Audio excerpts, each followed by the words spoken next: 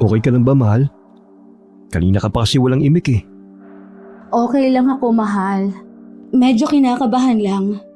2 taon na kasi tayong kasal pero ngayon ko lang makikilala ang mga magulang mo. Pasensya ka na talaga, mahal. Kung hindi kita naipakilala kagad sa kanila. Napakalayo kasi talaga ng lugar namin sa probinsya eh. Tapos biglaan pa yung kasal natin. Kaya hindi na talaga sila nakapunta. Pero huwag ka na masyadong kabahan. Mabait naman ang mga magulang ko eh. Natatakot kasi ako sa mama mo. Para kasing hindi siya boto sa akin eh. Ni ayaw nga niya akong makausap kahit sa tawag lang. Ang baba siguro ng tingin niya sa akin dahil nagpabuntis ako agad kahit hindi pa tayo kasal noon. Hindi naman sa ganun. Laking probinsya kasi si mama. At saka asawa pa siya ng isang dating pastor. Kaya alam mo na, medyo conservative. Paano yan? Baka hindi kami magkasundo kapag magkasama na kami sa iisang bubong. Hindi naman mahirap pakisamahan si mama eh. Ako na rin ang nakikiusap ngayon pa lang. Hanggat kaya mo pa, pagpasensya mo na lang muna siya. Kaya ko namang magpasensya sa abot ng makakaya ko. Pero tingin mo, matatanggap ako ng mama mo? Oo naman. Karapat dapat ka maging katuwang sa buhay. Ikaw pa. Ano pa bang hahanapin sa'yo? Bukod sa maganda at mabait na, napakasipag at maalaga pa. Tapos, masarap pa magluto. Doon pa lang panalo na ako. Ano pa bang dapat kong hilingin? Sus, nambola ka pa. Ay, salamat, mahal ha. Pinalalakas mo ang loob ko. Pero may pagkukulang din ako. 2 beses na kitang binigo. Natahimik kami nang maalala ang mga trahedyang pinagdaanan namin sa maikling panahon na mag-asawa kami. Mabilis ang mga pangyayari sa pagitan namin ni Nestor. Ilang buwan pa lamang kaming magkarelasyon nang malaman kong buntis na ako. Pumayag akong maikasal kami sa West para sa kinabukasan na magiging anak namin.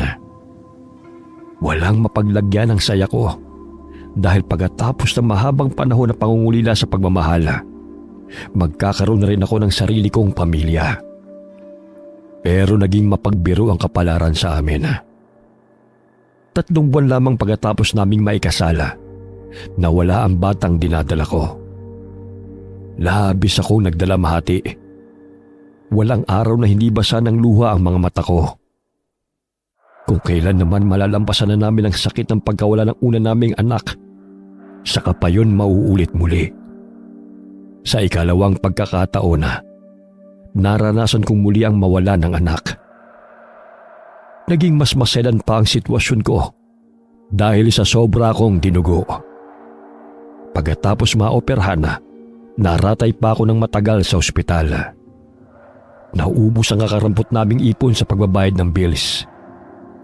Nalaman ko pa sa mga doktor na mas mahihirapan ako magbuntis ulit dahil sa naging pinsala sa matris ko. Para akong pinagsukluban ng langit at lupa. Nawalan ako ng tiwala sa sarili dahil pakiramdam ko malaking kasiraan sa pagkababae ko na hindi ko mabibigyan ng anak ang asawa ko. Natakot akong maging dahilan pa ito ng hiwalayan namin, kaya naging mapagpaubaya ako sa mga kagustuhan ni Nestor. Pumayag kaagad ako kahit marami akong agam-agam sa desisyon niyang umuwi kami sa probinsya nila para makipisan kami sa mga magulang niya. May planong Diyos para sa atin. Hindi niya tayo pababayaan. Gamitin natin ang pagkakataong ito para iwan ang masasakit na alaala natin sa Maynila. Magsisimula tayong muli. Tama ka, mahal. Pagkakataon na nga natin to para sa isang panibagong buhay. May tiwala ako sa nasa itaas. Masusuklian din ang lahat ng paghihirap natin balang araw. Ganyan nga, mahal. Hindi tayo dapat mawalan ng pag-asa. Okay lang ba talaga na makitira muna tayo sa mga magulang mo? Wala ba silang masasabi? Paano naman yung mga kapatid mo? Baka naman masilip pa nila yun sa atin at maging dahilan pa ng hindi nyo pagkakasundo. May kanya-kanya na ring buhay ang mga kapatid ko. At saka, kay mama naman ang galing yung alok na tumira tayo kasama sila. Matagal na talaga niya akong pinipilit na umuwi tayo. Hindi lang ako pumapayag. Kasi maayos naman ang buhay natin sa Maynila dati. Hindi na sana tayo magkakaganito kung hindi ako na ospital ng matagal. Nasayang lang ang lahat ng pinaghirapan natin ng dahil sa akin. Huwag mo nang sisihin ang sarili mo. Pansamantala lang naman ang pakikitira natin kina mama eh. Hanggang sa makaipon lang tayo ng sapat na halaga para makabili ng lupa at makapagpatayo tayo ng sarili nating bahay. At saka, mas madaling bubuti ang kalusugan mo rito sa probinsya kaysa sa Maynila. Mas tahimik kasi rito at wala masyadong polusyon kaya gagaling ka kagad. Ay, salamat, mahal. Salamat at nandyan ka pa rin at hindi ako iniiwan. Nestor, ikaw na lang talaga ang itinuturing kong pamilya. Hindi ko alam ang gagawin ko kung mawawala ka pa. Hindi kita iiwan, Elisa. Mag-asawa tayo. Kaya dapat lang na nakaagapay tayo sa isa't isa. Sa hirap man o sa ginhawa. Pasasan ba't matatapos din ang mga pagsubok sa buhay natin? Sa isang maliit na baryo sa labas ng bayan nakatira ang mga biyenan ko. Wala masyadong dumadaang sasakyan sa lugar, kaya namamayani ang katahimikan. Pagkababa ng tricycle sa bukana ng baryo, sandali pa kami naglakad bago natanaw ang bahay ng mga biyenan ko. Naabutan pa namin ang 3 may edad ng mga lalaki na masinsinang nag-uusap sa labas ng kawayan na bakod. Lahat sila'y napaangat ng tingin sa pagdating namin. Dala ng pagkasabik, sa labas pa lamang itinatawag na ni Nestor ang mga magulang niya. Tatay pala ni Nestor ang isa sa may edad ng lalaki sa labas ng bahay. Umaliwala sa mukha nito nang makita ang asawa ko. Nagyakapan ng mag-ama, pero agad din naman silang naghiwalay. Tahimik lamang akong nakasunod. Hindi ko maiwasang mailanga dahil sa amin nakatuon ang atensyon ng mga kasama ng biyenan ko. Mababakas sa kanilang mga mata ang kuryosidad. Mabuti na lamang at pinauna muna kami ng biyenan ko sa loob.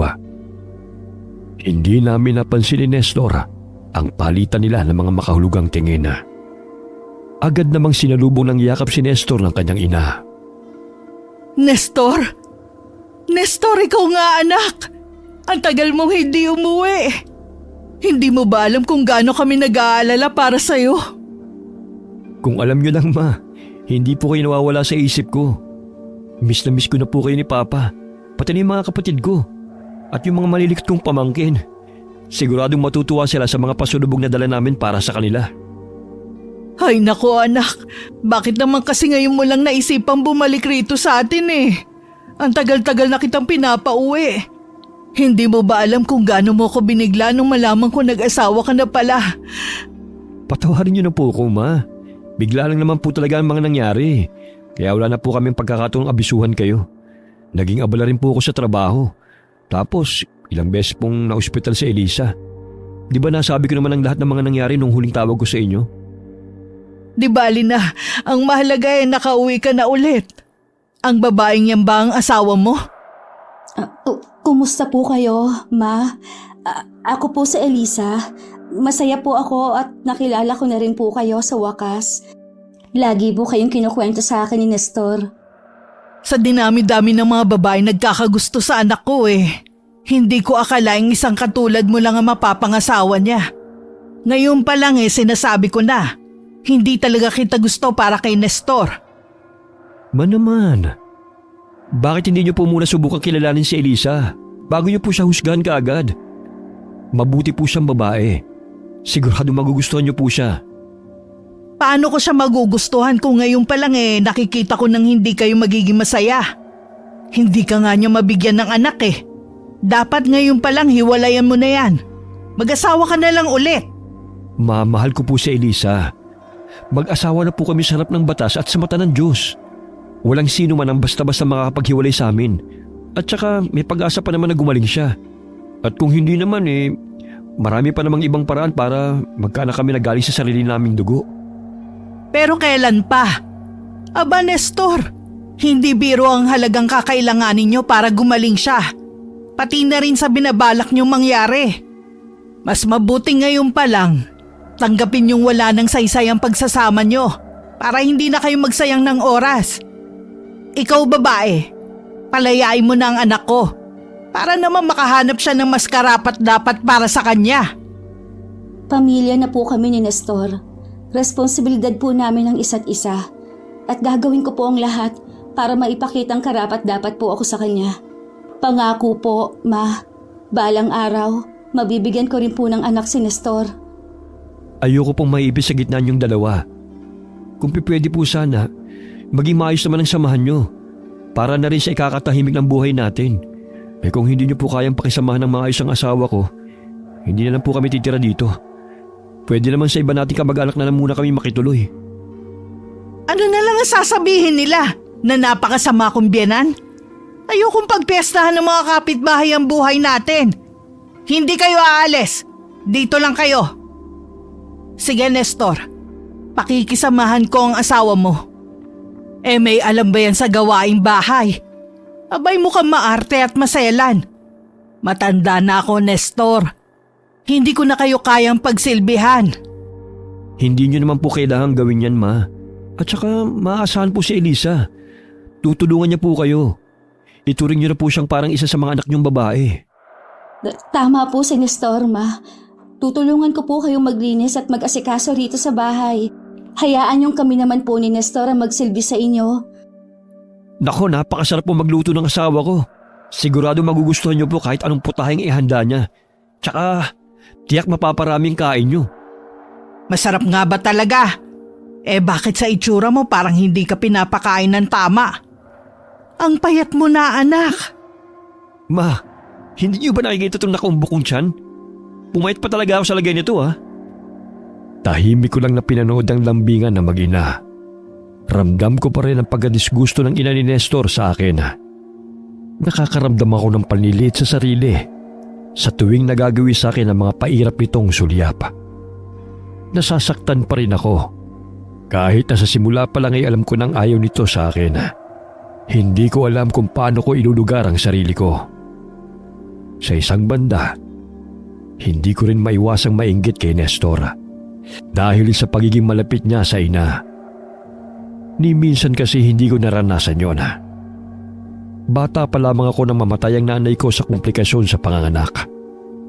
Kasama niyang nawala ang dapat sana'y nakababata kong kapatid na lalaki. Mabilis namang nakapag-asawa ulit ang tatay ko. Nagkaroon sila ng 3 anak ng kanyang bagong asawa. Buong kabataan ko, pakiramdam ko yung pagiging taga-alaga ng bata at katulong sa bahay lamang ang tanging naging papel ko sa buhay nila. Hindi ko kasi naramdaman na miyembro rin ako ng kanilang pamilya. Hindi naman nila ako sinasaktan o minamaltrato. Pero dahil sa madalas nila akong itrato na parang sampid lamang sa kanila, naging uhaw ako sa atensyon at pagmamahal ng isang pamilya. Bahagya akong napapitlaga nang maramdaman kong marahang tapik sa balikat ko. Paglingon ko, nasa tabi ko na pala ang binan kong lalaki.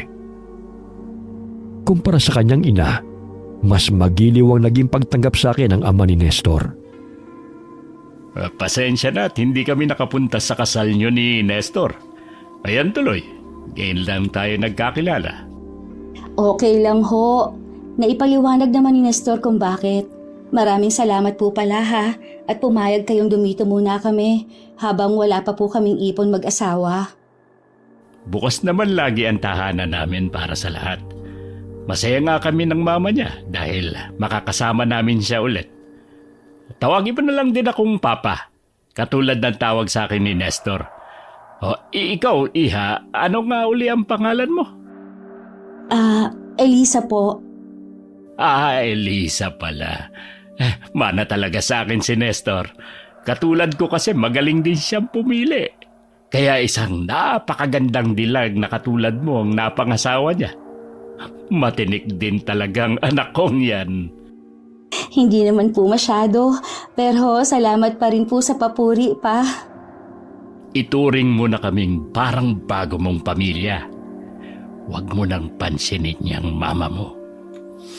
Matanda na kasi, kaya ang sungit masyado at maikli na lang ang pasensya. Hindi katulad mo, bata pa at sariwa. Po? Hindi naman po masungit si Mama. Concerned lang talaga siya kay Nestor. Nakakainggit nga po si Nestor dahil nakakasama pa niya kayo palagi. Ay naku, napaka maalalahanin mo pala. Sa bait mo yan, kakayan-kayanin ka lang.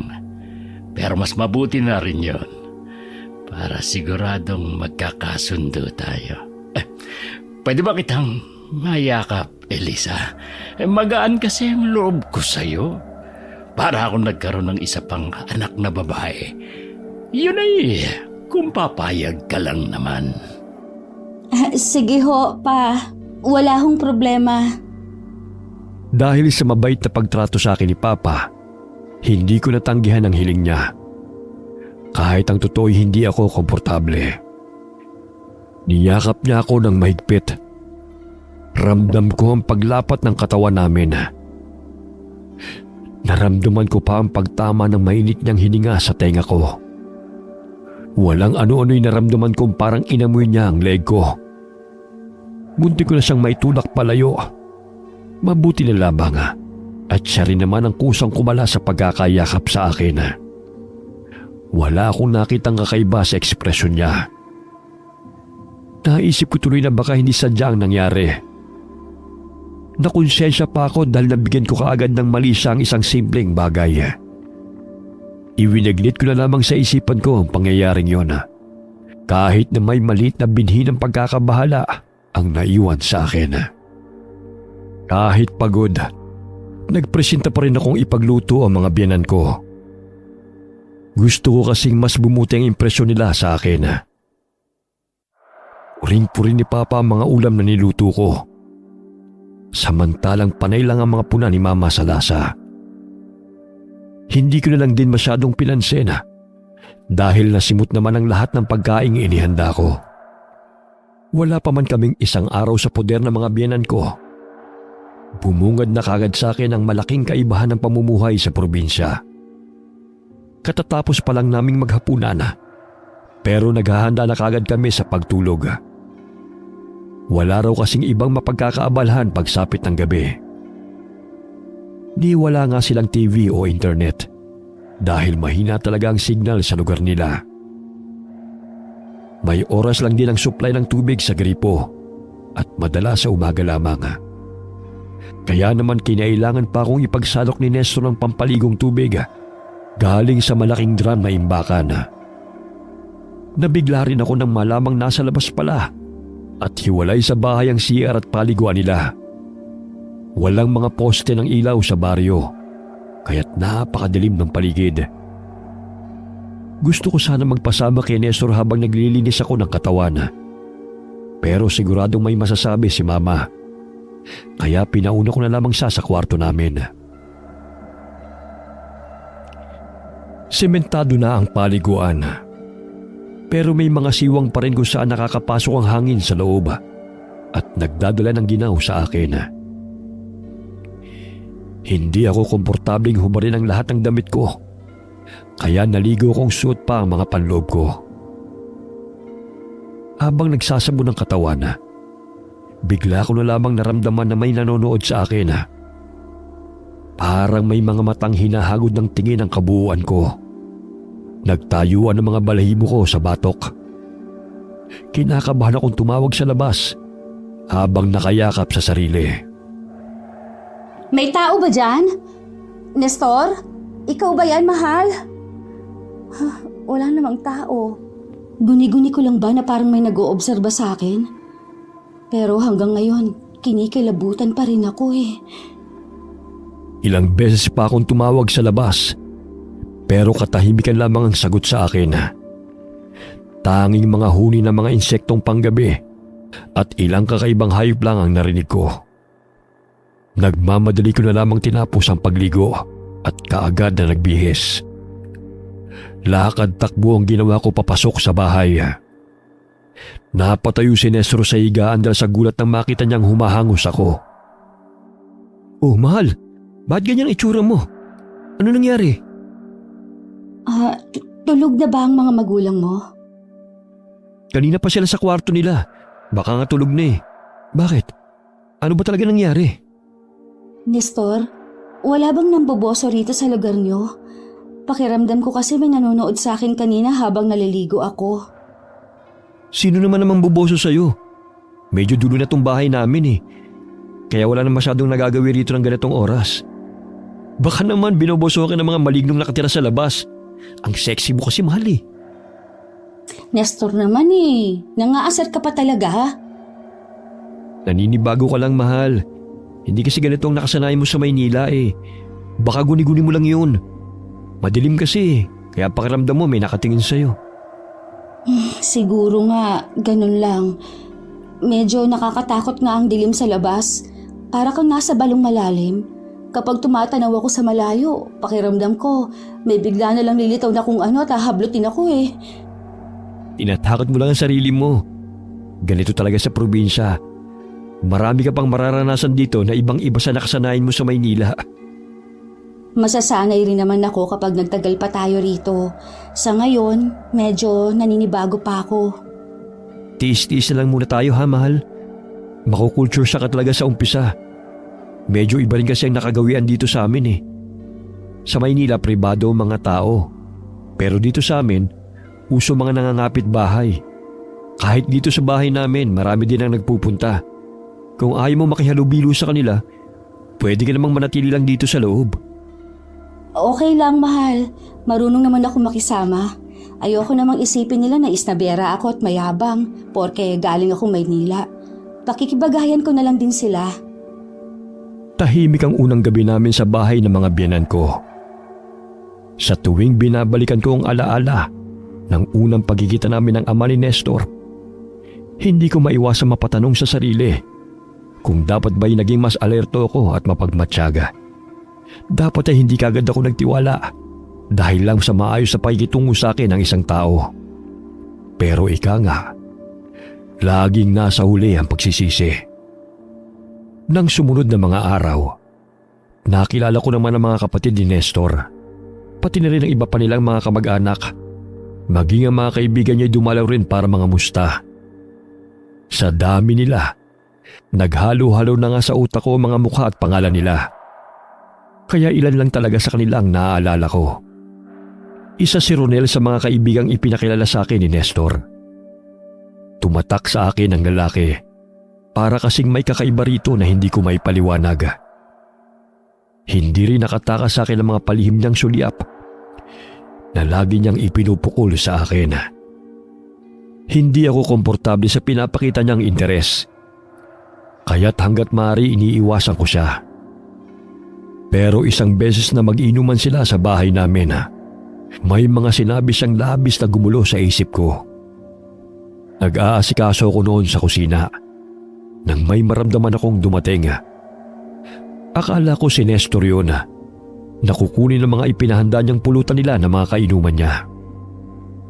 Nasa lamesa na yung ipinahanda mong sisig at saka kinilaw na isda. Nagluto rin ako ng mani para pandagdag kutkutin ninyo.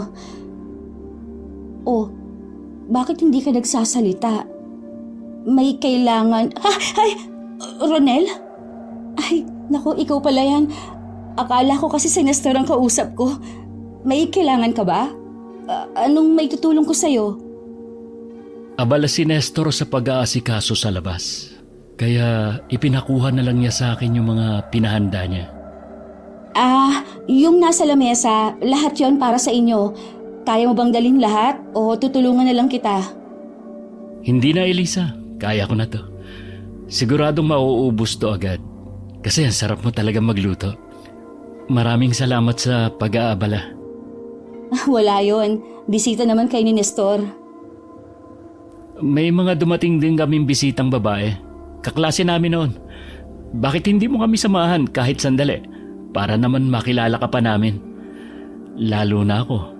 Gusto pa kitang higit na makilala. May gagawin pa kasi ako eh. At saka, hindi rin kasi ako pwedeng uminom. Pinagbawalan din kasi ako ng doktor. Makakasama raw sa akin. Mahina kasi ang kalusugan ko eh. Huwag na lang pala kung ganun. Mas mabuting alagaan mo ang kalusugan mo. Kumusta naman ang pamamalagi mo rito? Komportable ka naman ba? Komportable naman ako. Kailangan lang masanay. Kasama ko naman si Nestor kaya kampante ako. Gaano katagal na ba kayo magkakilala? Balita ko kasi biglaan yung kasal niyo? Halos magtatatlong taon na rin. Parang kailan lang pero ang dami na naming napagdaanan. 3 taon? Sandali pa lang pala kayo magkakilala. Marami ka pa palang hindi nalalaman kay Nestor at sa pamilya niya. Ha? Bakit? Ano pa bang dapat kong malaman kay Nestor? Sa tingin ko naman, sapat na ang ilang taon namin pagsasama para malaman ko kung anong klaseng lalaki siya. Mabuti at responsableng tao si Nestor. Hindi naman si Nestor yung tinutukoy ko, kundi yung tatay niya. Si Papa? Bakit? Anong meron sa kanya? Basta mag-iingat ka, Elisa.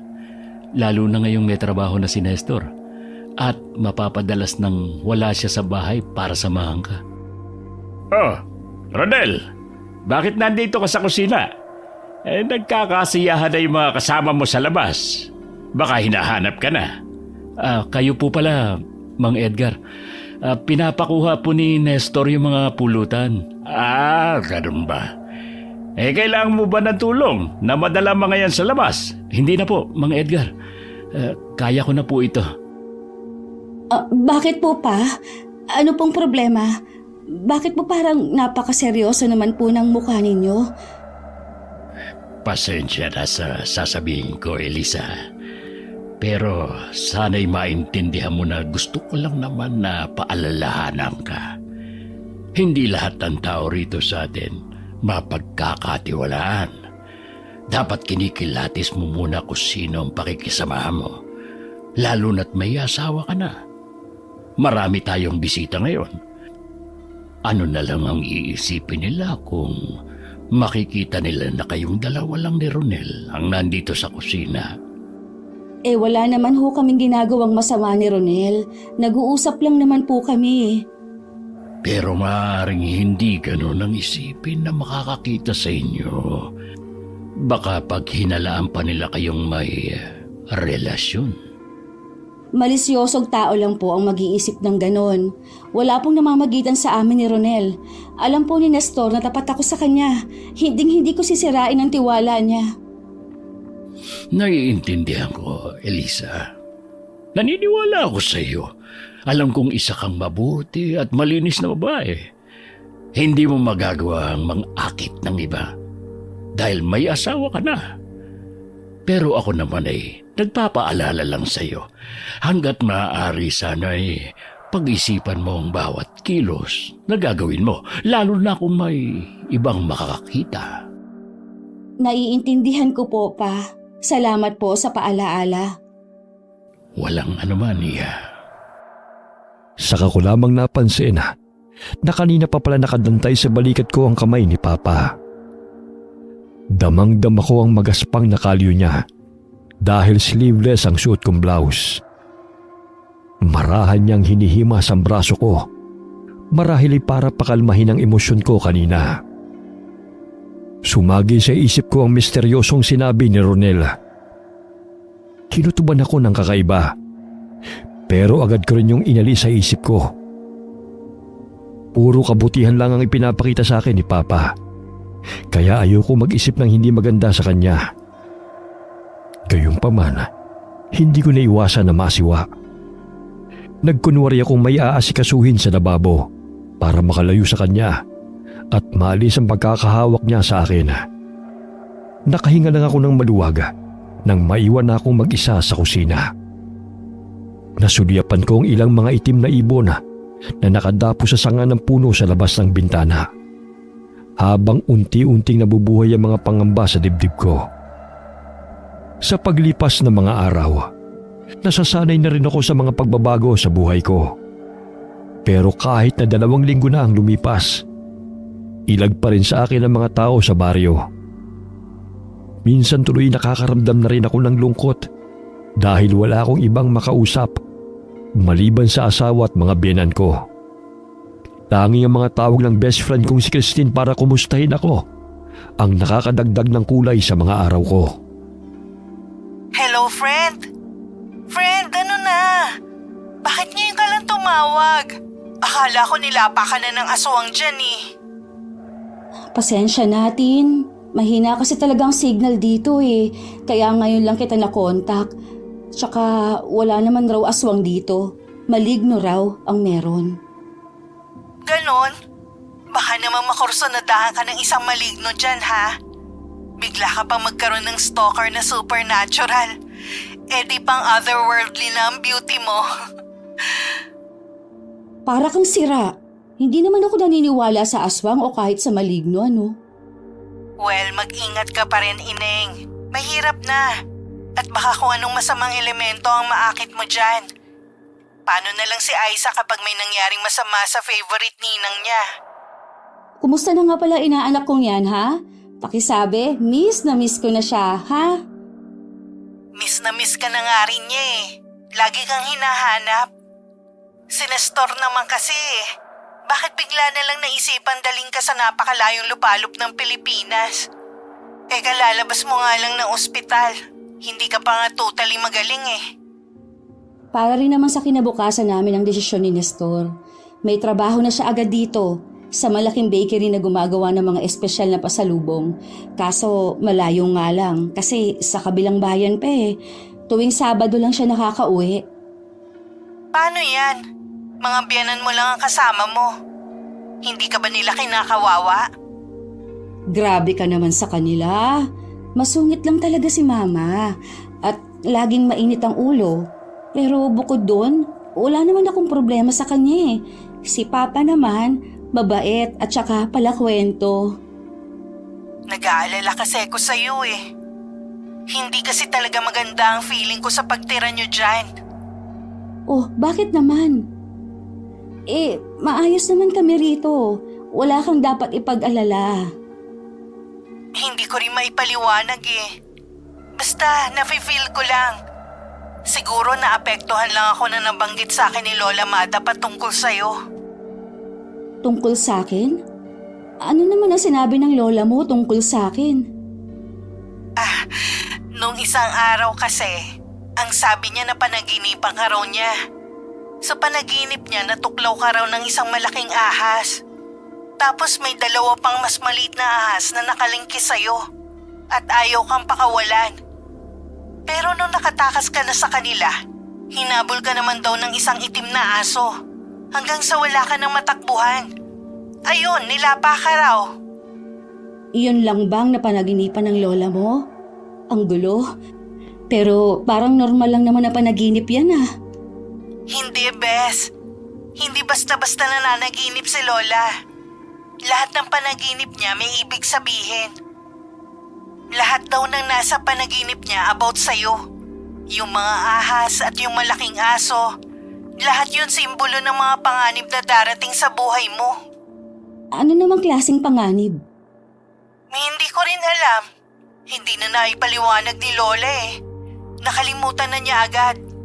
Alam mo naman, ulyanin na siya sa edad niya. Basta mag-ingat ka na lang dyan, ha? Huwag mong kalilimutang balitaan ako kung ano na nangyayari sa'yo. Kapatid na ang turingan namin ni Christina. Nagkakilala kami dahil pareho kaming cashier sa isang hindi kilalang grocery store sa Maynila. Bata pa lamang ay ulila na sa pamilya si Christina. Ang lola niya sa tuhod na si Lola Mada ang nag-alaga at nagpalaki sa kanya. Ilang beses na niyang nabanggit sa akin ang tungkol sa lola niya na may espesyal nga raw itong kakayahan. Hindi naman ako naniniwala sa mga ganong bagay. Kaya hindi ko sineryoso ang mga kwento niya tungkol sa lola niya. Ipinagsawalang bahala ko na lamang ang paalala ni Christina dahil mas abala ko sa ibang bagay. Pagkatapos makahanap ng bagong trabaho ni Nestor, ako na lamang ang laging naiiwan sa bahay. Madalas din kasing wala ang biyenan ko. Naniningil ng mga pautang si Mama. Minsan pinupuntahan din niya ang iba niyang mga kamag-anak na nakatira sa kabilang baryo para kumustahin ang lagay nila. Wala naman akong ideya kung anong pinagkakaabalahan ni Papa kapag umaalis siya. Marami pa rin ang nagpupunta at naghahanap sa kanya. Madalas ay pawang mga kalalakihan na magkakaiba ang edad. Sa labas lamang sila ng gate nag-uusap. Minsan naman ay sa likod ng bahay. Hindi ko maiwasang masiwa kapag nadidinig ang malakas nilang tawanan at kantsawan. Lingid sa kaalaman ko, kasama rin ako sa mga paksa ng usapan nila. Napapaisip na rin ako kung ano ang pinagkakaabalahan nila. Kahina-hinala kasi ang mga kinikilos nila. Minsan sa loob ng bahay sila nag-uusap. May naiiwan pang ang kakaibang amoy sa kwartong ginagamit nila. Nagtataka ko kung saan nanggagaling ang amoy na yon. Wala naman akong kamalay-malay na nagbabago na pala ang tingin sa akin ni Papa. Lagi na lang nakasunod ang mga mata niya sa akin. Hindi ko nagugustuhan ang madilim na emosyong nakikita ko sa kanya. Nakakaramdam na ako ng hindi maganda. Pero hindi ko naman matukoy kung bakit. Hindi nagtagal, nagsimula na rin magkaroon ng matibay na dahilan ang masama kong kutoba. Isang araw na abala ako sa paglalabas sa likod ng bahay namin. Mataman akong pinapanood ni Papa. Kaalis lamang ng mga naging bisita niya. Kaya kaming dalawa na lamang ang magkasama sa bahay. Ang sipag mo talaga, Elisa. Maswerte si Nestor at ikaw ang napangasawa niya. Kung nagkataong bumalik ako sa kabataan ko, naku, magiging karibal pa niya ako sa kamay mo. Maswerte rin naman po ako kay Nestor. Maayos niyang ginagampanan ng mga responsibilidad niya. Teka, ako na. Hayaan mong ako na ang magbuhat ng mabigat na balding yan. Huwag na po pa, kaya ko na po ito. Huwag nang makulit. Hindi yan gawain ng babae. Ako na lang dyan. Kawawa naman ang malambot mong kamay. Namumula na. Para akong mapuputulan ng hininga ng biglang hablutin ni Papa ang kamay ko nang bubuhatin ko na ang balde ng tubig. Labis ang pagkabigla ko sa ginawa niya. Hindi ako kagad nakakilos. Marahan pa niyang hinaplos at pinisil ang palad ko. Kung hindi pa dumating si Mama at tinawag ako, hindi pa niya bibitiwan ang kamay ko. Noong unay akala ko'y wala lang ang nangyari. Pero dahil sa pagsasawalang bahala ko, mas lalo pang lumala ang sitwasyon. Isang gabi, habang naliligo ako, nakarinig ako ng mga kaluskos sa labas. Madalas kong nararamdaman na may naninilip sa akin kapag naliligo ako. Kaya mas naging alerto na ako sa mga kakaibang ingay. Hindi na rin ako naliligo ng walang suot na t-shirt man lamang. Kahit basa pa ang katawan ko, agad pa rin ako nagtapis ng tuwalya at nagmamadaling lumabas ng paliguan. Muntik ko pang mabangga si Papa na nakatayo pala sa labas ng pinto. Pa? Ano pong ginagawa niyo dito sa labas? Naiinitan kasi ako kaya naisip kong maligo. Kaso naliligo ka rin pala. Kung gusto mo, sabay na lang tayo. Makakatipid pa tayo sa tubig at oras. Tutulungan pa kita magsabon ng katawan. Hindi na po. Tapos na rin naman po akong maligo. Sayang naman. Kung gusto mo maligo ka ulit, marami pa namang tubig sa drum. Pag-iigib pa kita. Akma pang hahawakan ako ni Papa, pero nagmamadali ko na siyang iniwan. Hindi ako makapaniwala sa nakumpirma ko. May pagnanasa sa akin ang ama ni Nestor. Malaki din ang hinala ko na siya nga ang madalas na mamboso sa paliligo ko.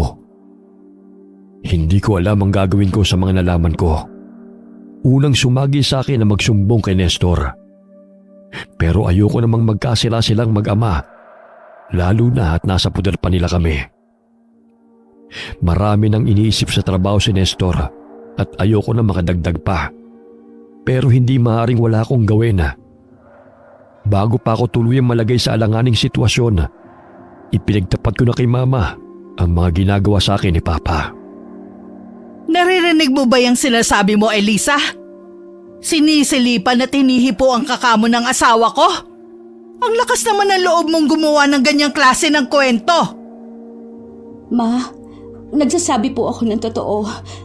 Minomolestya po ako ni Papa. Maniwala naman po kayo sa akin. Manahimik ka! Puro mga walang kwentang lumalabas sa bibig mo! Kung hindi ko pa alam, ginusto mo rin yan! Ma, paano niyo po nasasabi yan?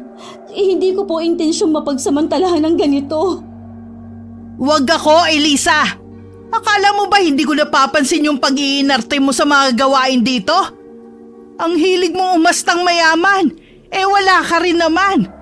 Parang iigib lang hindi mo pa kaya. Nagpapaawa ka palagi. Ikaw na nga ang tinutulungan. Ikaw pa itong nag-iisip ng hindi maganda. Nagkakamali po kayo, Ma.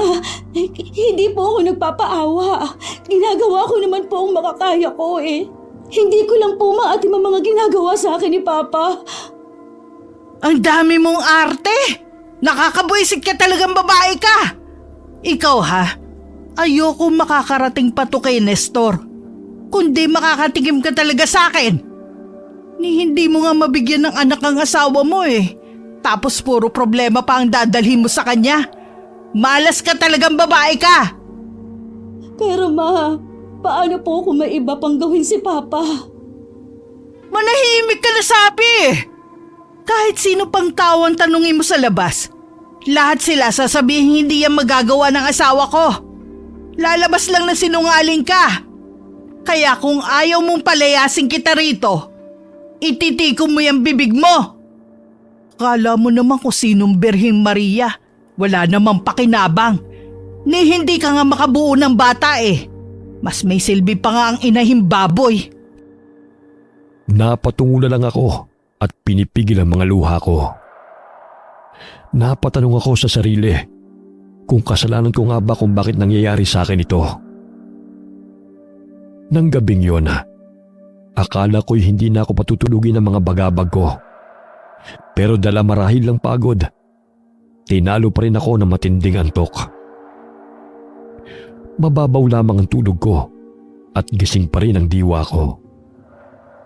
Nasa gitna ako ng isang panaginip nang walang ano-ano'y bigla ko na lamang naramdaman na parang may iba pa akong kasama.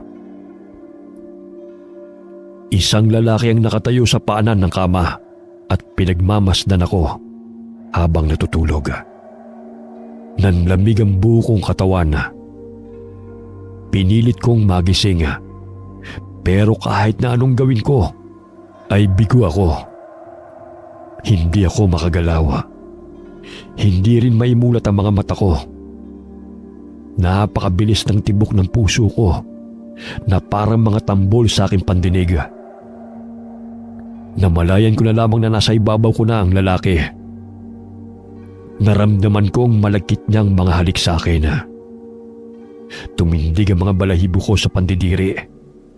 Lalo na nang maramdaman ko ang isang magaspang na kamay na marahang humihimas sa hita ko. Bumabaliktad ang sikmura ko sa nangyayari. Lingid sa kalaman ko, may mapupulang mga matang nakasilip sa bintana at lihim na nagmamasid. Napabalikwas ako ng bangon, habol hininga habang nagpapalinga-linga sa buong silid.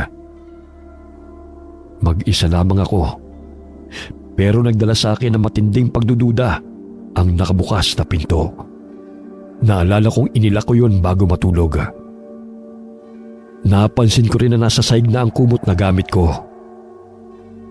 Bahagya rin nakataas ang laylayan ng suit kong damit na pantulog. Iisang tao lang ang kilala kong mangangahas na pumasok sa kwarto ko. Iisang tao lang ang kilala kong mangangahas na pumasok sa kwarto ko habang natutulog ako. Para akong binuhusan ng malamig na tubig. Napatayo ko para sana isara ang pinto ng kwarto. Pero naabutan ko si Papa na inaakay ang lasing na si Nestor papasok sa silid namin. Hindi ako makapaniwala na nakauwi na ang asawa ko. Biyernes pa lamang kasi ng gabi. Kahit na hindi ko maatim na lumapit kay Papa, tinulungan ko pa rin siyang alalayan si Nestor hanggang sa mahiga na namin siya sa kama. Ay, ito talagang si Nestor. Hindi kayang kontrolin ang sarili. Pasensya ka na, Elisa. Hayaan mo, pagsasabihan ko siya. Bakit nga pala? Gising ka ba? Bigla lang po akong nagising. Nauuhaw po kasi ako. Ako nga rin. Nauuhaw. Akala ko pa naman mapapawi na yung uhaw ko ngayong gabi. Hindi pa pala. Gusto niyo po bang ikuha ko rin kayo ng tubig? Naku, wag na. Ako na lang ang kukuha para sa ating dalawa. Matulog ka na rin, Elisa. Ayokong napupuyat ka eh. Matulog ka ng mahimbing para maging maganda ang panaginip mo. Para akong tuod na pinanonood si Papa na lumabas ng kwarto. Tinapunan pa niya ako ng isang makahulugang tingin bago niya tuluyang isinarado ang pinto. Nang ilala ko na ang pintuan, napansin ko na hindi na gumagana ang lock. Para akong masusuka nang maisip na malaya nang makakapasok si Papa sa kwarto ko kahit kailan niya naisin. Habang tumatagal, mas nagiging mapanghas na siya sa mga ginagawa niya sa akin. Nariyang bigla na lamang niya akong yayakapin habang may ginagawa ko sa kusina. Minsan naman ay aakbe na lamang niya ako at hahapitin palapit sa kanya. Kung hawakan niya ako, para bang pag-aari niya ang katawan ko. Lahat ng paraan ng pag-iwas ay ginawa ko na para lamang mailigtas ang sarili ko. Ilang beses ko nang pinagtangkaan na magsumbong kay Nestor, pero lagi akong pinanghihinaan ng loob. Ayokong magulong pamilya nila ng dahil lamang sa akin. Natatakot rin akong mas pumanig siya sa mga magulang niya. Ang bahay ng mga biyenan ko tuloy ay parang naging isang hawla para sa akin. Nakakahinga lamang ako sa tuwing nakakapasyal ako sa labas. Kaya naman halata ang saya ko sa tuwing mamamalengke ako sa bayan. Lingid sa kaalaman ko, nabibigay na pala yun ng ibang kahulugan ng mga nakakakita. Isang umaga, habang gumagayak ako para mamili, binulungan ni Mama si Nestor. Parang ang saya-saya naman yata ng asawa mo ngayong araw. Sa palengke lang naman ang punta niya. Ito lang po kasi ang pagkakataon niya makalabas ng bahay. Wala namang pumipigil sa kanyang lumabas Naku, iba pa rin ang kutob ko, anak. Ano pong ibig niyo sabihin, Ma? Bantayan mo yung asawa mo. Dahil baka may ginagawa na yung milagro. Hindi mo lang alam. Ma, hindi po ganong klaseng babae si Elisa. Hindi niya magagawang pagtaksilan ako. Hindi ka rin sigurado. Kailan ba kayo huling nagtabi sa kama, Lagi kang wala. Malay mo kinakati na yan at naghahanap na ng ibang kakamot sa kanya. Maniwala ka sa akin, Nestor. Ang mga babaeng tahimik yan pa ang mga sobrang pakawala. Nasa loob lang ang kulo niyan. Magmula noon ay napansin ko na ang paghihigpit sa akin ni Nestor. Nagtataka ako dahil lagi na niyang inuusisa kung saan ako pumupunta kapag umaalis ako. Daig ko pa ang tetestigo sa korte kung gisahin niya ako. Madalas na rin niyang punahin ang ayos at suot ko. Ang hindi ko alam, may pinagseselosa na pala siya. Lalabas ka ng ganyan ang suot mo? Bakit? Anong problema sa suot ko? Ganito naman talaga ako manamit dati pa. Magpalit ka. Masyadong maikli ang damit mo. Hapit na hapit pa sa katawan. Mababastos ka niya nang wala sa oras. Baka may masama pang mangyari sa'yo. Hindi mo ba alam kung gaano kadelikado sa lugar natin ngayon? Maikli pa ba to? Halos hanggang tuhod na nga yung laylayan. Mas marami pa akong nakikitang mas maikli ang suot kesa sa akin sa labas. Wala akong pakialam sa kanila. Ibang tao naman sila Asawa kita. Kaya sa'yo ako may pakialam. Kaya siguro kung sino-sinong lalaki na lang ang nagkaka-interes sa'yo Kasi ganyan ka manamit. Ikaw naman kasi may asawa ka na. Dapat matuto ka rin kumilos ng tama. Kasalanan ko ba na may nagkaka-interes pa rin sa akin kahit na may asawa na ako? Hindi ko rin naman gustong nakukuha ang atensyon ng ibang lalaki. Kung alam mo lang. Baka may kasalanan ka rin kasi. Baka nabigyan mo siya ng motibo ng hindi mo namamalayan. Kaya ngayon para siyang asong ulo na nakabuntot sa'yo. Siya? Sino bang ibig mong sabihin, Nestor? Yung tarantadong Ronel na yon. Kaibigan ko pa naman siya. Kaya pala panay ang punta niya rito. Kursunada ka na pala. Hindi man lang niya inisip na ginagago niya na ako. Elisa, lalaki ako. Alam ko ang karakas sa mga katulad ko. Hindi nakakawala sa akin yung malagkit niyang titig sa'yo. Akala niya siguro hindi ko nahahalata. Nestor, wala akong ginagawang masama. Hindi ko magagawang lokohin ka. Maniwala ka sa akin. Hindi ko alam ang tungkol kay Ronel. Ikaw naman kasi, mamamalengke ka lang kung saan sa ka pa pupunta. Pwede namang dito ko na lang sa bahay eh. Ayusin mong sarili mo, Elisa. Matuto ko namang ilugar ang sarili mo. Bago pa ako makapagpaliwanag, tinalikuran na ako ni Nestor. Kahit na alam kong wala akong ginagawang mali, hindi ko pa rin maiwasang maramdaman na may kasalanan ako. Nakukonsensya ako dahil minsan na nga lang kami magkasama pero nagtatalo pa kami. Simula na magkatrabaho uli si Nestor, nawala na siya ng oras sa akin. Umiikli na rin ang pasensya niya sa akin. Napagtataasan niya na ako ng boses na hindi naman niya ginagawa noon. Sa mga nangyayari sa amin, mas lalo kong nararamdaman na nawawalan na ako ng karamay. Hindi ko alam kung bakit ilang umaga na akong nagigising na mabigat ang katawan. Na para bang ilang bundok ang inakyat ko habang natutulog sa gabi. Nakapagtataka rin ng ilang mapupulang marka at pasa sa ilang parte ng katawan ko.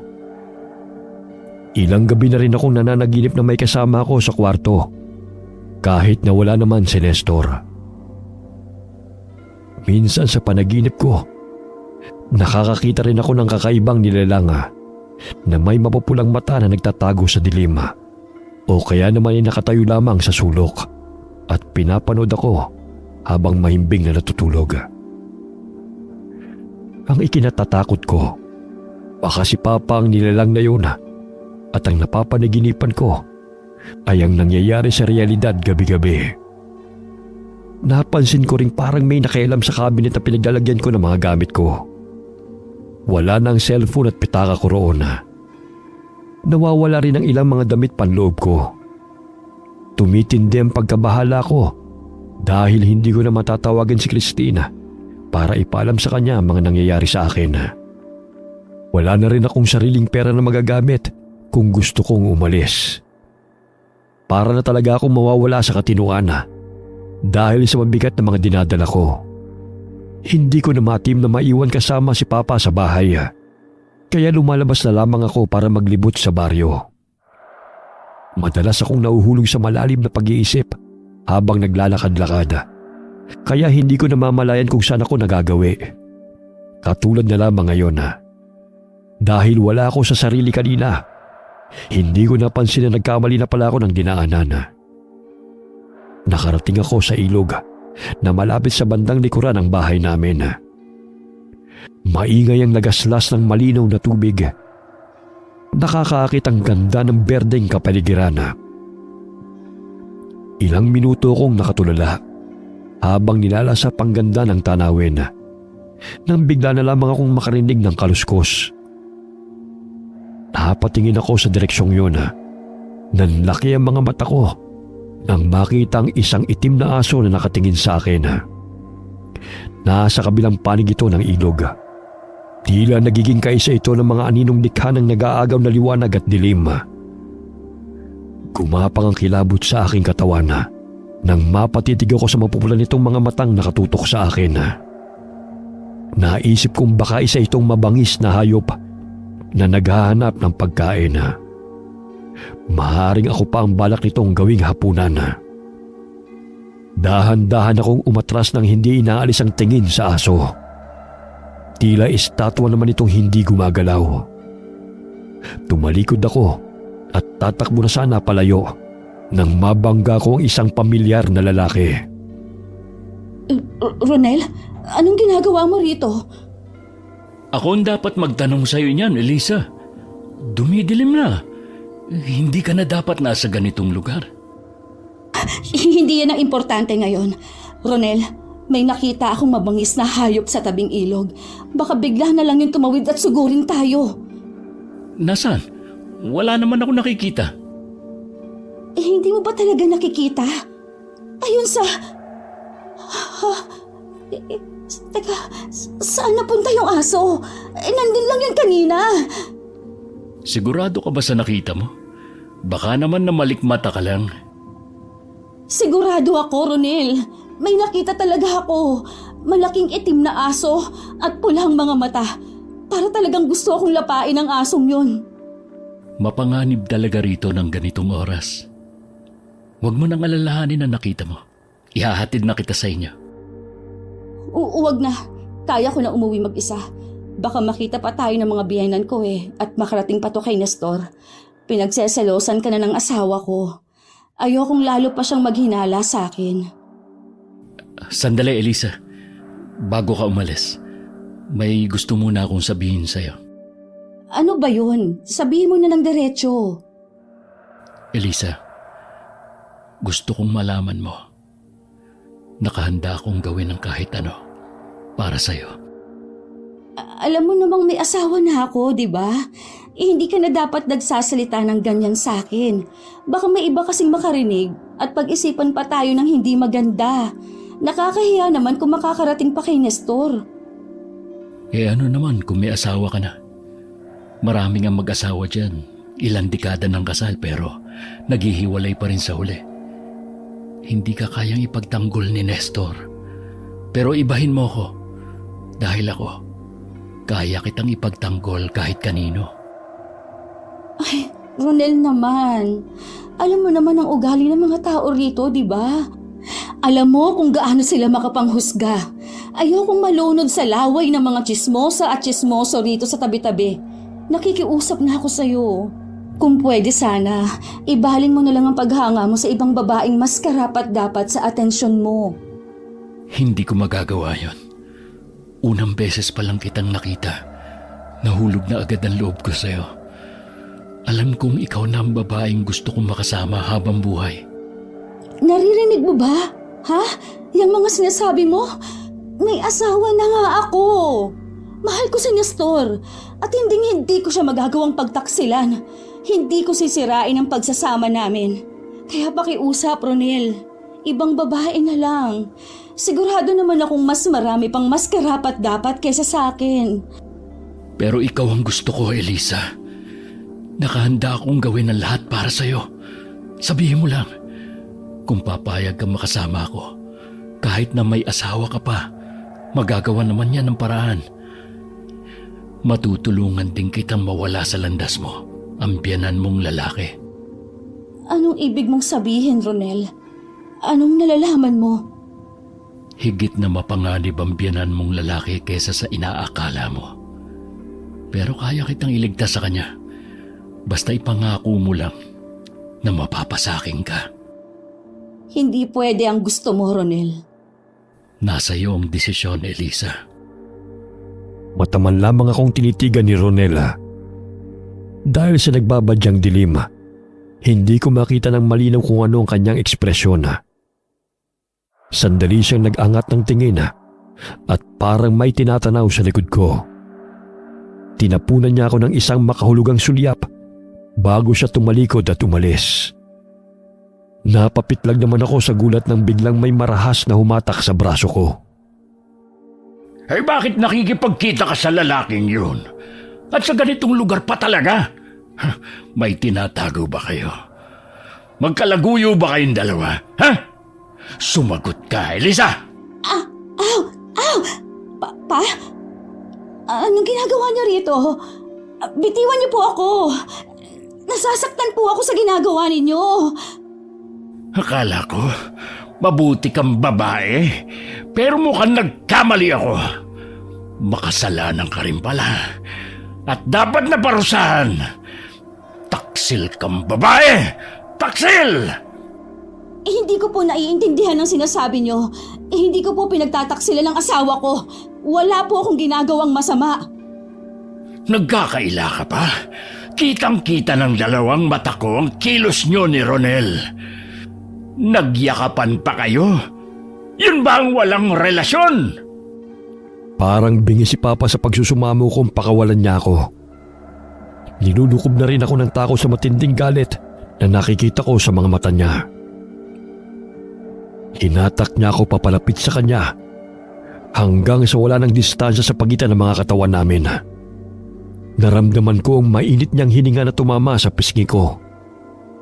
Mas lalo pa akong nagpumiglas dahil sa takot na maaari niyang gawin sa akin. Walang ano-ano'y bigla na lamang may sumugod na mga itim na ibon sa amin. Pinilit naming makaiwas. Nakawala ako sa pagkakahawak ni Papa at walang sinayang na sandali para makalis sa lugar na yon. Nagmamadali akong tumakbo pa uwi. Naabutan kong nasa kusina si Mama kasama si Nestor. Lahat ng mga bumabagabag sa akin ay napalitan ng masidhing kasiyahan nang makita ang asawa ko. Para akong batang nakahanap ng kakampi. Niyakap ko si Nestor. Tuluyan na akong napaiyak. Kusa nang lumabas sa bibig ko ang lahat ng kinikimkim kong takot at alalahanin na dala sa akin ng papa niya. Hindi pa man ako natatapos. Nagsimula na kagad maghurmentado ang mama niya.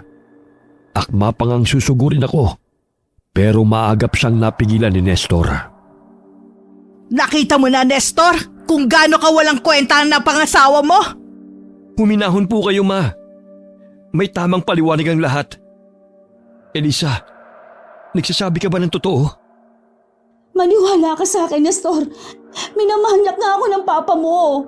Ilang beses ko nang pinagsawalang bahala ang ginagawa niyang pananamantala sa akin, pero hindi ko na kaya.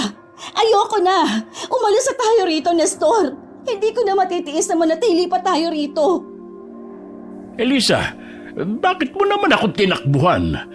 Gusto lang naman kitang makausap. Lumayo ka sa akin! Isa kang demonyong mapagpanggap! Tama ng pagkukunwari mo! Ano po ba talagang nangyari, Pa?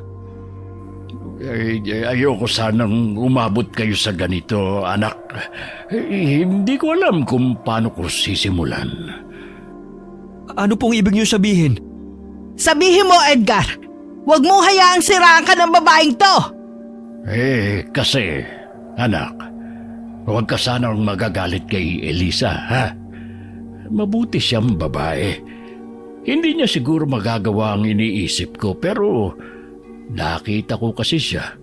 Silang dalawa ni Ronel. Nakita ko silang dalawa na magkayakap sa tabing ilog. Hindi totoo yan! Sinungaling ka! Masahol pa pala kayo sa iniisip ko! May ginagawa ka palang kababalaghan. Sabi na nga ba may nakadiskubre kasi sa milagrong ginagawa kaya naghahanap ng ibang masisisi. Totoo bang sinasabi ni Papa, Elisa? Nagsisinungaling siya, Nestor. Ako ang asawa mo. Sa akin ka maniwala. Pero Elisa, ama kong pinaparatangan mo. Kilala ko si Papa. Mabuti siyang tao. May respeto siya sa mga kababaihan. Hindi niya magagawang sinasabi mo. Sinasabi mo bang nagsisinungaling ako? Hindi naman sa ganun. Pero Elisa, hindi ka pa magaling. Hindi ba't nasabi naman yun ng doktor na makakaranas ka pa ng depresyon sa pagkawala ng anak natin? Maaring yun ang dahilan kung bakit naguguluhan ka sa mga nangyayari. Kaya siguro nagawa mo ring lumapit kay Ronel. Oy, Nestor! Mas kakampihan mo ba yung babaeng ya kesa sa mga magulang mo? Tama na. Huwag na kayong mag-away pa. Aaminin ko na ang kasalanan ko. Dapat ay hinayaan ko na lang ang pribadong buhay niyong mag-asawa. Hindi na dapat ako nakialam pa. Ngayon tuloy ay ako pang lumalabas na masama. Elisa, maniwala ka sa akin, iha. Wala akong masamang balak sa iyo. Kung sa tingin mo'y nakagawa ako ng kasalanan sa iyo, humihingi ako ng pasensya. Gusto ko lang naman talagang damayan ka. Dahil napansin ko ang kalungkutan mo. Palagi ka nag-iisa at ayaw makihalubilo sa iba. Nag-aalala lang ako para sa iyo. Kahit ako'y muntik nang maniwala sa paghingi ng dispensa ng matanda, nadadala ako sa pagpapanggap nito. Gulong-gulo din ang isip ko dahil sa mga sinabi ni Nestor. Hindi ko na iwasang balikan ang lahat ng nangyari simula nang dumating kami sa bahay ng mga biyenan ko. Nagdududa kasi ako sa sarili ko kung may basihan nga ba ang mga pinaparatang ko sa biyenan kong lalaki. Naitanong ko rin sa sarili ko kung ako lang ba talaga nagbigay ng mali sa mga kilos at salita nito. Kahit hindi sigurado, nagmatigas pa rin ako at hindi na lamang kumibo. Nanatili akong bingi sa mga paghingi nito ng tawad sa akin. Nakita ko sa mukha ni Nestor ang awa para sa kanyang ama. Natulala na lamang ako at nawala ng kibo. Nang gabing yon, kinausap ko ng masinsinan si Nestor. Hindi ko na ipinilit ang mga paratang ko sa kanyang ama. Pero sinabi ko sa kanyang ayoko nang manatili sa bahay na yon. Gusto kong lumipat na lamang kami at magrenta kung kinakailangan. Tutol si Nestor. Pero hindi na magbabago ang desisyon ko. Sa huli pumayag na rin siya at sinabing maghintay pa kami ng 3 araw para makapaghanda sa paglipat namin. Natulog kami magkatabi ni Nestor. Pero pakiramdam ko'y napakalayo niya sa akin. Nabubuhayan na ako ng loob habang parating ang araw ng pag-alis namin ni Nestor. Hindi na ako lumalabas ng kwarto namin kahit na anong pagbubunga nga pa ng mama niya. Ang akala ko'y magiging maayos na ulit ang lahat. Pero hindi ko inaasahan na may mangyayari pa palang mas lalong gigimbal sa buhay ko. Mag-iiwan pa ito ng isang napakadilim na alaala sa akin na madadala ko hanggang sa pagtanda ko. Isang araw, bago ang pag-alis namin ni Nestor, bigla na lamang silang ipinatawag para makipaglamay sa isa nilang kamag-anak. Wala akong ganang makihalubilo sa ibang tao, kaya nagpaiwan lamang ako. Nangako rin si Nestor na uuwi rin kaagad bago gumabi. Pero na mag-aalas 6 na at wala pa rin sila, nagsimula na akong kabahan. Hapon pa lang ay maulap na ang kalangitan at manaka-naka na rin ang pag-ambon na may kasama pang kulog at kidlat. Ilang beses akong sumilip sa bintana, hinihintay ang pagdating ni Nestor. Pagsapit ng dilim, nagsimula nang bumagsak ang malakas na ulan. Bigla ko na lang narinig ang sunod-sunod na katok sa pinto. Kinutuban ako na hindi si Nestor ang nasa labas. Kasabay ng malakas na kulog, biglang naputol ang kuryente. Inilantad ng liwanag ng kidlat ang biyenan kong lalaki. May kakaiba sa ikinikilos nito. Parang hindi mapakali at malikot ang paningin. Namumula rin ang gilid ng mga mata nito. Napakabilis ng tibok ng puso ko. Nababalot ng tensyon ang buo kong katawan. Pero pinilit ko pa rin magpanggap na mahinahon habang ang isip ko ay abala sa paghahanap ng paraan para mailigtas ang sarili. Pa? Ano pong ginagawa mo rito? Hindi ba dapat kasama kayo ni Mama sa lamay ni Nanang Loida? Hindi naman importante ang lamay ng matandang amoy lupa na yun. Mabuti nga at natuluyan na rin siya sa wakas. Pa, ang mabuti siguro, magpahinga na po kayo. Mukha po kasing hindi maayos ang pakiramdam ninyo eh. Naku, Elisa, kung alam mo lang kung gaano kasarap ang pakiramdam ko ngayon, ilang hakbang na lang at mararating ko na ang langit. Umaayon pa sa akin ang panahon. Sa pagkakataong ito, pwede na kitang sarilinin ng matagal. Wala nang istorbo sa atin. Pa, pakiusap. Isipin niyo po si Nestor. Huwag niyo po sanang ituloy ang pinaplano niyo. Elisa, hindi mo alam kung gaano ako nasasabik sa'yo. Pagkasabi nun ay bigla na lamang niya akong sinunggaban. Napakabilis ng naging kilos niya. Nahablot kagad niya ang braso ko at saka ako isinalya sa pader. Saglit akong nakawala, subalit mas mabilis niya akong nahuli ulit. Natumba kami pareho. Agad siyang kumubabaw sa akin at ginamit ang katawan niya para ikulong ako at hindi makakilos. Pa, huwag po. Maawa po kayo sa akin. Sabik na sabik ako sa iyo, Elisa. Bango-bango mo. Bingi na siya sa mga pagmamakaawa ko. Kahit anong pagpupumiglas ko, hindi ako makawala sa pagkakabihag niya sa akin. May edad na siya at halatang nasa impluensya ng ipinagbabawal na gamot. Pero malakas pa rin ang katawan niya, kaya wala akong kalaban-laban. Sinikmuraan pa niya ako para matigil ang pagpupumiglas ko. Napaigik ako sa sakit at nakalupaypay lang. Hanggang sa nagawa na niyang sirain ang mga botones ng suot kong damit. Masuka-suka ako nang maramdaman ng malikot na kamay niya na gumagala sa katawan ko. Ang tanging nagagawa ko na lamang ay ang tumangis at magmakaawa. Huwag kang umiyak. Sigurado akong magugustuhan mo naman ang gagawin natin eh.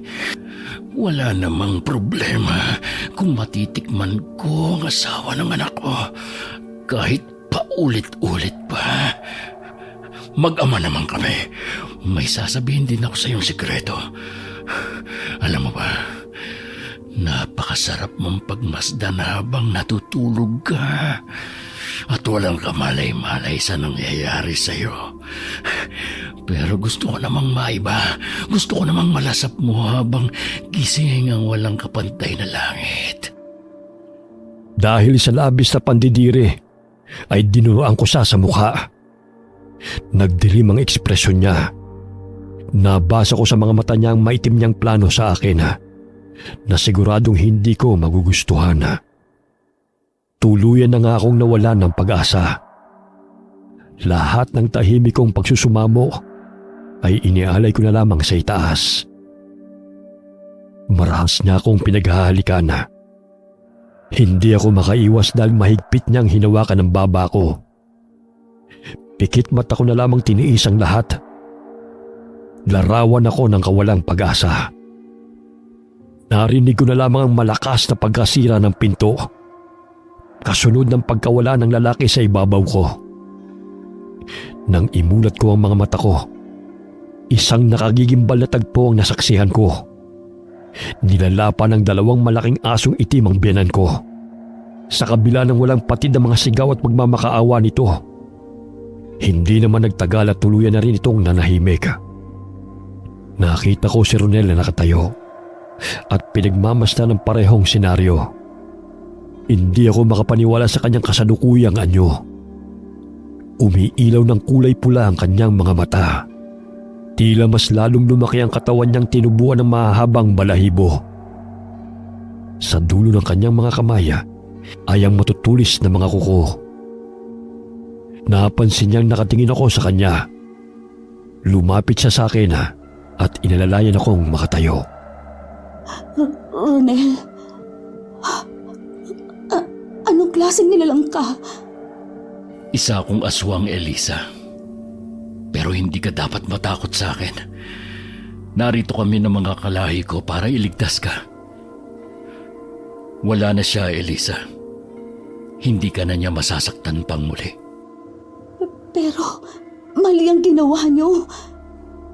Ano ba ang gusto mong mangyari sa kanya? Makukontento ka na lang ba na patuloy pa rin siyang mabubuhay pagkatapos ng gagawin niya sa'yo? Habang ikaw ay patuloy na magdurusa sa mga madidilim na alaala? Tama lang ang sinapit niya, Elisa. Hindi ko na pinakinggan pa ang sunod niyang mga sinabi. Dahil hindi ko maamin sa sarili ko na nakakaramdam nga ako ng kasiyahan. Dahil wala nang taong ilang beses na pinagsamantalahan ang kahinaan ko. Nanatili akong nakatulala sa gulagulanit na katawan ng binan kong lalaki. Nagkalat ang dugo sa sahig. Nanunot ang masangsang na amoy sa ilong ko. Tuluyan na ngang bumaliktad ang sikmura ko. Matindi ang traumang dinanas ko ng gabing iyon. Wala mang naiwang peklat sa katawan ko. Habang buhay namang nakatanim sa alaala ko ang lahat ng nangyari. May nakarinig pala sa mga sigaw ng biyenan ko. Pero huli na nang dumating ang mga otoridad. Kaming dalawa na lang ni Ronel ang naabutan nila. Kaya nakompromiso kami pareho. Naabutan din nila ang bakas ng isang karumal-dumal na krimena. Nakulong si Ronel dahil siya lamang ang paunahing sospek. Kumalat pa ang chismis na magkalaguyo raw kami. Nahuli raw kami ng binan ko at para maitago ang lihim namin, nagawa ni Ronel ang pagpatay. Namatay ang binan kong lalaki na malinis pa rin ang pangalan dahil hindi na lumabas sa mga itinatago niyang baho. Walang naniwala sa mga akusasyon ko na manyakis ito at ilang beses na akong pinagsamantalahan na gumagamit din ito ng ipinagbabawal na gamot. Ilang sampal ang natanggap ko galing sa ina ni Nestora. Tahimik lamang akong umiiyak dahil nakita ko sa ekspresyon ng asawa ko ang paninisi at pagsususpecha. Napagtanto ko ng mga oras na yon na wala na ngang pag-asa ang pagsasama namin. Tila isang kutsilyo yun na tumarak sa dibdib ko. Gumuho ang mundo ko. Matagal bago ako muling nakabangon. Lumipas ang 7 taon kasalukuyan akong nakikitira sa bahay ni Christina habang nagtatrabaho pa sa ibang bansa ang asawa niya. Buntis kasi ang kaibigan ko at kailangan niya ng mga kasama. Ako na lamang nagpresentang samahan siya at ang inaanak kong si Aiza. Malaki rin kasi ang utang na loob ko kay Christina. Siya lamang nanatili sa tabi ko noong mga panahong dapang-dapa ako. Kung hindi dahil sa kanya at sa inaanak ko, hindi ko magagawang makabawi muli. Malaki rin ang naitulong ng lola niya sa akin. Sayang nga lang at wala na ito. Oh, tulala ka na naman at malayo ang tanaw mo. Ang lalim na naman ng iniisip mo. Hindi naman. Naaalala ko lang yung kabataan natin nung nagtatrabaho pa lang tayo at bago pa lang na magkakilala. Ang tagal na nang lumipas, no? Oo nga eh. Tumatanda na tayo. Hindi na tayo kasing fresh na tulad ng dati. Buti ka pa. Maganda ka pa rin at mukhang mas bata sa edad mo. Pero ako ito, nalosyang na at tumaba. Ang pangit ko na. Pangit ka bang matatawag kung hanggang ngayon patay na patay pa rin sa'yo ang asawa mo?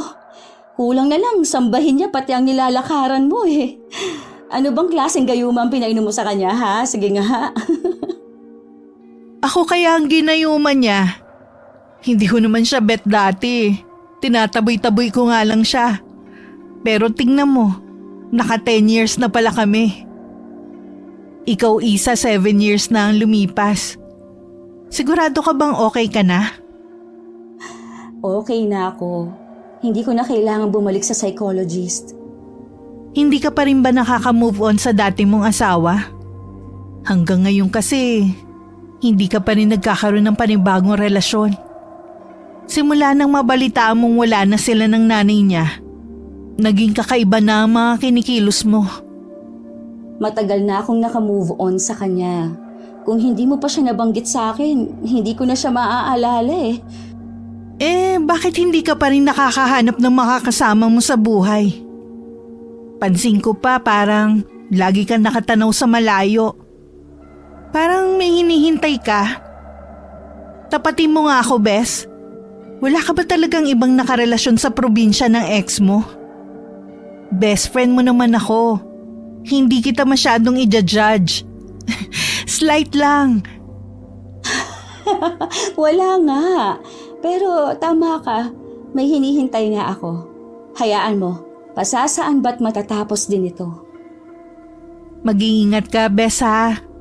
Kahit ano pang gagawin mo, huwag mo kalilimutang may nagmamahal pa rin sa'yo. Nalalapit na ang kabuwanan ng dinadala ni Christina. Napapadalas na ang paghilab ng kanyang tiyana. Kaya minsan nga'y nagigising pa siya sa gitna ng gabi. Ako na may naging tensyonado habang lumilipas ang mga araw. May kutob kasi ako na darating na rin ang matagal ko nang hinihintay. Araw-araw na akong nakakakita ng mga itim na ibon na dumadapo sa sanga ng puno sa likod ng bahay ni na Christina. Hanggang sa nangyari na nga ang inaasahan ko. Isang gabi nang pauwi ako galing sa bayan, nakaramdam ako na parang may mga matang nakatingin sa akin. Tumaas ang mga balahibo ko sa batok. Tumigil ako sa paglalakad at nagpalinga-linga sa paligid. Nasa labas na ako ng gate ng bahay ni na Christina, pero parang may pumipigil sa akin pumasok sa loob. Ilang minuto ang lumipas, pero wala pa rin akong napapansing kakaiba sa paligid. Bubuksan ko na sana ang gate, pero bigla na lamang may humila sa akin. May kamay na tumakip sa bibig ko para hindi ako makasigaw. Nakakulong ako sa malalaking bisig ng isang hindi pangkaraniwang nilalang. Mabilis ako nitong dinala sa isang malawak at madilim na bakanteng lote na malayo sa mga kabahayan. Pag-angat ko ng tingin, nakita kong pamilyar na mapupulang mga mata ni Ronela. Halos walang nagbago sa itsura niya kahit na 7 taon ang lumipas. Ang tagal kong naghintay para makita kang muli, Elisa. Nakalaya ka na pala, Ronel. Ganun na nga. Wala silang nakuhang matibay na ebidensya na ako nga ang pumatay sa biyanan mong lalaki. Kaya pinakawalan na nila ako. Isa pa, alam naman natin pareho na hindi nga ako ang tunay na may sala. Tulad mo, isa lang din akong saksi. Bakit mo pa ako pinuntahan dito? Matagal na panahon na ang lumipas, Ronel. Tahimik na ang buhay ko. Gusto kong tanggapin mo na ang alok kong maging katipan ko, Elisa. Wala na mga umapi sa'yo. Magkakasama na sila sa impyerno. Sabik na akong makita at makapiling ka. Kaya sumama ka na sa akin. Hinding-hindi kita pababayaan. Sinabi ko na sa'yo noon pa man na ayokong sumama sa'yo. Oo, may utang na loob ako sa'yo. Iniligtas mo ko.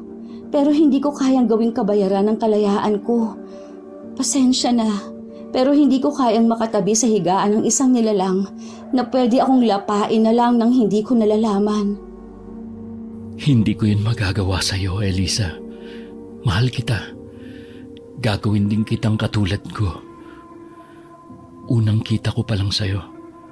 Gusto ko nang mapasakin ka. Ayaw mo bang mabuhay ng mas matagal kaysa normal na tao? Ang maging mas malakas at mabilis at manatiling bata ng matagal na panahon. Lahat ng iyon mapapasayo. Oras na sumama ka sa akin. Imposible ang gusto mong mangyari. May sarili akong plano sa buhay at may mga pangarap na gusto kong matupad. Hindi ko nakikita ang sarili ko na kasama ka. Patawarin mo ko pero hindi ko matatanggap ang pagtanggi mo. Mapipilitan akong daanin ka sa mas marahas na paraan. Hindi naman kailangang umabot tayo sa ganito. Lumapit ako sa kanya. Natigilan pa siya nang yakapin ko siya sa leeg at kinabig para halikan. Nagpaubaya siya at ginamit ko ang pagkakataong yun para ipasa sa kanyang isa sa 2 pulang uod na naninirahan sa loob ng puso ko. Huli na nang maramdaman niya yun sa kanyang lalamunan. Itinulak niya ako palayo. Habang pilit na isinusuko ang uod na ngayon ay papunta na rin sa kanyang puso. Ilang beses pa siyang nagsuka ng dugo. Inaasahan ko nang hahanapin ako ni Ronela. Kaya inihanda ko ng sarili ko sa mga mangyayari. Iniligtas nga ako ni Ronel noon sa biyanan kong lalaki. Pero hindi yun dala ng kabutihang loob niya. Gusto lang din niyang maangkin ako kahit labag pa yun sa kagustuhan ko. Hindi totoong pagmamahal ang nararamdaman niya para sa akin dahil kung ituring niya ako, para akong isang bagay na walang sariling desisyon. Wala din siyang pinagkaiba sa binan kong lalaki. Sarili lang nilang kagustuhan ang mahalaga sa kanila. 7 taon kong pinaghandaan ang pagbabalik ni Ronela. Alam ko kasing hindi niya ako basta-basta pakakawalan na lamang. Si Lola Mada ang tumulong sa akin bago siya na maalam. Bukod kasi sa espesyal niyang kakayahan, may kaalaman din siya sa pambabarang at pag-aalaga ng mga kakaibang insekto. Siya rin ang nagpamana sa akin ng mga pulang uod. Isang pares ng 2 uod na yun ang kailangan para tumalab ang espesyal na pambabarang na itinuro niya sa akin. Nasa akin ang babaeng uod na may kakayahang magpasunod sa tao o nilalang kung saan nakatira ang kapares nitong lalaki. Dugo ang pangunahin nilang sustansya, kaya naman sa puso sila naninirahan kapag napasok na nila ang katawan ng isang tao. Magmula ngayon, susundin na ni Ronel ang lahat ng ipag-uutos ko, kahit nalabag pa yun sa kalooban niya. Buhay nilang magiging kapalit ang pagsuway nila sa utos. Hindi madaling pagalingin ang ganong klase ng pambabarang dahil may kinalaman ito sa importante at maselang organ sa loob ng katawan. Ito lang ang nakita kong paraan na magagamit ko para lubayan na ako ng isang aswang na katulad niya at hindi na gambalain pa kailanman. Nasa mga mata ni Ronel ang magkahalong galit at obsesyon nang titigan niya ako. Anong ginawa mo sa akin, Elisa? Gusto ko lang na malaman mo kung ano ang pakiramdam na maging sunod-sunuran sa iba. Masaya ba, Ronel? Nasisiyahan ka ba na walang magawa at hindi mailigtas ang sarili? Ano ba ang gusto mong mangyari? Gusto ko lang makatulog ng mahimbing sa gabi na hindi na natatakot na may magtatangka pa sa akin. Mangako ka, Ronel. Hinding-hindi ka na magpapakita pa sa akin kahit na kailan.